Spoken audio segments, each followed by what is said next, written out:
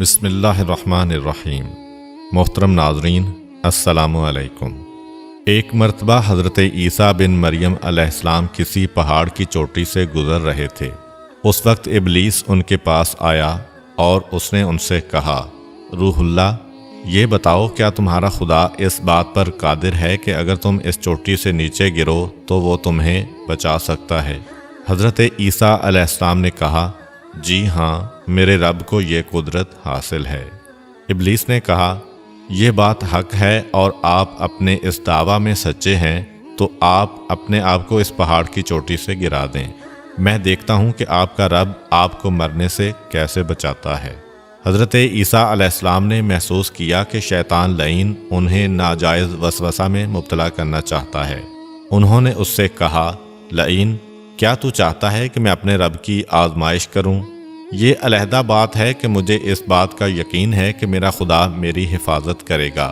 اللہ کا ہر فرمان برحق ہے اور ہمیں اس میں شک کرنے کی کوئی گنجائش نہیں ہے، لیکن میں خدا کی آزمائش نہیں کرتا۔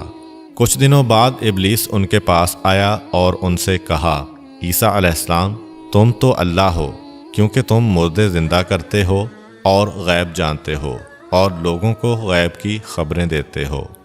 حضرت عیسیٰ علیہ السلام نے اس کی بات کاٹتے ہوئے کہا، لعین، تو جھوٹ بکتا ہے، میں خدا کا مستجاب الدعوات بندہ ہوں۔ اللہ میری دعائیں قبول کرتا ہے اور اسی کے حکم سے مردے زندہ ہوتے ہیں، اور جہاں تک غیب کی باتوں کا تعلق ہے تو خدا مجھے غیب کی اطلاع دیتا ہے، میں لوگوں کو اس کی خبر دیتا ہوں۔ جب ابلیس نے دیکھا کہ عیسیٰ علیہ السلام اس کے جال میں پھنسنے پر آمادہ نہیں ہیں تو اس نے چیخ ماری اور ان کے سامنے سے بھاگ کھڑا ہوا۔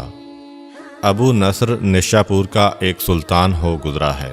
ایک مرتبہ وہ لاؤ لشکر سمیت اپنے دارالحکومت میں داخل ہو رہا تھا کہ ایک مکان سے قاری کی آواز نے اسے چونکا دیا۔ ابو نصر قرآن سننے کے لیے رک گیا۔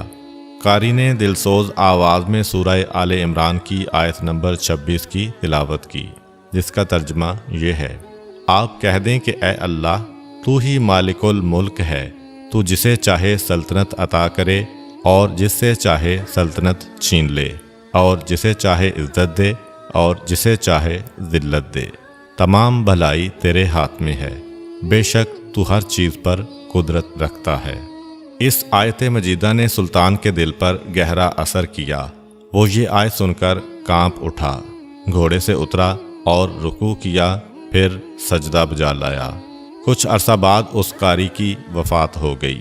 اس کے ایک دوست نے خواب میں قاری کو دیکھا کہ خدا نے اسے جنت میں عظیم مقام عطا کیا ہے۔ اس نے قاری سے پوچھا کہ تجھے یہ مقام کس وجہ سے نصیب ہوا ہے؟ قاری نے جواب دیا، میں تو ایک بدکار اور گناہگار انسان تھا، میرے نامہ اعمال میں کوئی خاص نیکیاں نہیں تھیں، مگر اس کے باوجود خدا نے مجھ پر خصوصی کرم کیا اور مجھے یہ مقام عطا کیا، اور خدا نے مجھ سے فرمایا، تو نے دنیا میں ایک سلطان کو ہماری عظمت یاد دلائی تھی، اس کی وجہ سے ہم آج تجھ پر رحم کر رہے ہیں اور تجھے بلند مقام عطا کرتے ہیں۔ جی ہاں، اللہ تعالیٰ کا فرمان ہے، فاذکرونی اذکرکم، تم مجھے یاد کرو، میں تمہیں یاد کروں گا۔ پرانے زمانہ میں انطاکیہ ایک بہت بڑا شہر تھا۔ یہ شہر ایشیائے کوچک میں واقع تھا۔ اس شہر کی لمبائی 12 میل تھی اور اس میں انسانوں کی ایک بھاری تعداد قیام پذیر تھی۔ انطاکیہ شہر کے لوگ گمراہ اور ظالم تھے۔ وہ ستاروں اور بتوں کی پوجا کرتے تھے۔ اللہ تعالیٰ نے ان کی رشد و ہدایت کے لیے ان کے پاس 2 نبی بھیجے۔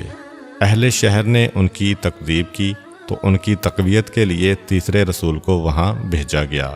چنانچہ تینوں انبیاء نے لوگوں کو خدا کے راستہ کی دعوت دی اور شہر کے گوشہ گوشہ میں انہوں نے تبلیغ دین کی، لوگوں کو توحید کی دعوت دی، معاد اور یوم قیامت سے آگاہ کیا اور انہیں عذاب خداوندی سے خبردار کیا۔ اہل شہر بڑے بدبخت تھے۔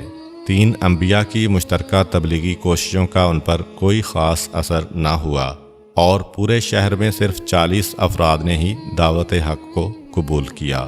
شہر کے دوسرے لوگوں نے تینوں انبیاء اور ان کے پیروکاروں کو پکڑ کر انہیں سخت اذیتیں دیں اور ظلم کی انتہا یہ کی گئی کہ ان مظلوموں کی گردن میں سوراخ کر کے اس میں رسیاں ڈالی گئیں اور شہر کے ظالم لوگ رقص بسمل سے لطف اندوز ہوئے۔ اس شہر میں ایک مرد مومن رہتا تھا جس کا نام حبیب النجار تھا۔ وہ ان انبیاء پر ایمان لایا تھا، لیکن وہ اپنے ایمان کو مخفی رکھتا تھا۔ وہ شہر میں بڑھئی کا کام کرتا تھا۔ اسے جو مزدوری ملتی تھی وہ اس کو 2 حصوں میں تقسیم کرتا تھا۔ ایک حصہ اپنے اہل خانہ کو کھلاتا تھا اور دوسرا حصہ غرباء و مساکین میں تقسیم کرتا تھا۔ جب حبیب النجار کو اس ظلم کا پتہ چلا تو انہوں نے اپنی قوم کو تبلیغ کرتے ہوئے کہا، اے میری قوم، ان رسولوں کی پیروی کرو، ان کی اتباع کرو جو تم سے کوئی اجر نہیں مانگتے اور وہ راہ راست پر ہیں، اور میں کیوں نہ اس ذات کی بندگی کروں جس نے مجھے پیدا کیا ہے اور جس کی طرف تم سب کو پلٹ کر جانا ہے۔ کیا میں اس ذات کے علاوہ کسی کو معبود بناؤں؟ جبکہ اگر خدائے رحمان مجھے ضرر پہنچانے کا ارادہ کر لے تو ان کی شفاعت مجھے کوئی فائدہ نہیں دے سکتی اور نہ وہ مجھے چھڑا سکتے ہیں۔ تب تو میں صریح گمراہی میں مبتلا ہو جاؤں گا۔ میں تو تمہارے پروردگار پر ایمان لے آیا ہوں، لہٰذا میری بات سن لو۔ کیا میں اسے چھوڑ کر دوسرے معبود بنا لوں؟ حالانکہ اگر خدائے رحمان مجھے کوئی نقصان پہنچانا چاہے تو نہ ان کی شفاعت میرے کسی کام آ سکتی ہے اور نہ وہ مجھے چھڑا ہی سکتے ہیں۔ اگر میں ایسا کروں تو میں واضح گمراہی میں مبتلا ہو جاؤں گا۔ میں تمہارے رب پر ایمان لے آیا، تم بھی میری بات مان لو۔ لیکن ظالم لوگوں نے ان کی بات پر کان نہ دھرے اور ان کی نصیحت سن کر خواب غفلت سے بیدار نہ ہوئے، بلکہ ظالم درندے یکدم اس پر ٹوٹ پڑے اور بیچارے کو اتنا مارا کہ اس کی آنتیں باہر نکل آئیں۔ پھر اس کا گلا دبا کر قتل کر دیا اور لاشا کو ایک کنویں میں ڈال کر اس میں مٹی ڈال دی گئی اور وہ کنواں اس کا مدفن بن گیا۔ بعض روایات کے مطابق ظالموں نے اسے پکڑ کر آری سے 2 حصوں میں تقسیم کیا تھا۔ ایک اور روایت میں مذکور ہے کہ لوگوں نے اس کی گردن میں سوراخ کیا اور اس میں رسی ڈالی اور پھر اسے صلیب پر چڑھا دیا، جہاں اس کی موت واقع ہوئی۔ حبیب النجار کو موت سے قبل انبیاء دکھائی دیے تو اس نے یہ آخری الفاظ کہے، میں تمہارے رب پر ایمان لایا ہوں، میرے گواہ رہنا۔ اس کے بعد اس کی روح قفس عنصری سے پرواز کر گئی۔ اللہ تعالیٰ نے اس کی قربانی کو قبول کیا اور اسے عظیم ثواب دیا۔ اس کی روح جیسے ہی جسم سے جدا ہوئی تو اسے جنت بھیج دیا گیا، جیسا کہ قرآن مجید بیان کرتا ہے۔ حبیب النجار کو نیک انجام مبارک ہو۔ امید کرتا ہوں کہ آپ کو آج کی ویڈیو اچھی لگی ہوگی۔